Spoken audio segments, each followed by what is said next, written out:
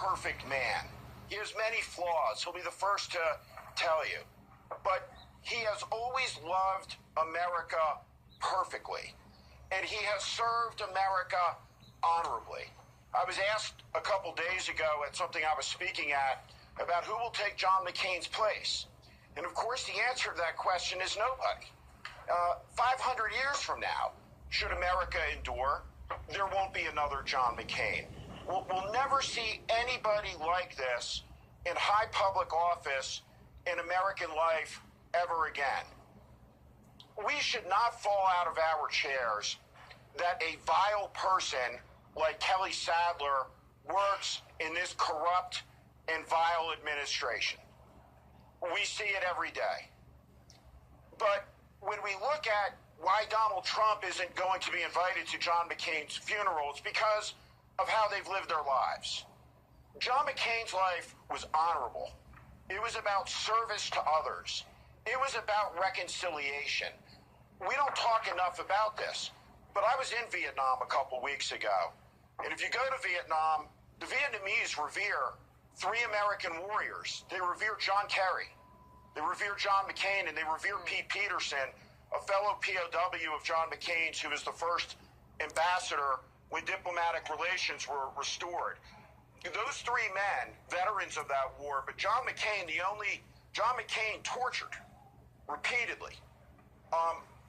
He was an instrumental leader in the reconciliation of our countries so that this generation could be friends. His life has been about decency and honor, compared to a president who's unworthy to say his name out loud, a man who is small and vile and mean and cruel and narcissistic, a man who's a coward, a man who dodged the draft, a man profoundly unworthy enough that he can't even understand at a conceptual level the meaning of John McCain's life. The virtues and the values that John McCain stands for in his long life of service to this country are unextinguishable. They light the sky like a star to guide us to the antidote for this vile, debased, corrupt administration.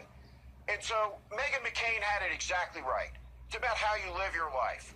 And Kelly Sadler and all the people in that White House that are tearing down our institutions, pitting American against American, they're exactly the opposite of John McCain.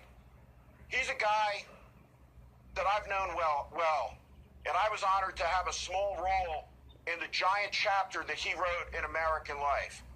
There were times where he infuriated me, he enraged me, he inspired me, he made me laugh, he kicked me in the ass when I deserved it, and he put an arm around me when I needed it.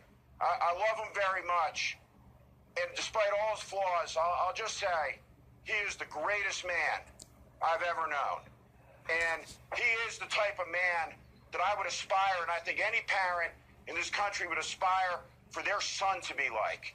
And I don't think there's a lot of parents out in this country today who are saying, I want my kid to grow up like Donald Trump.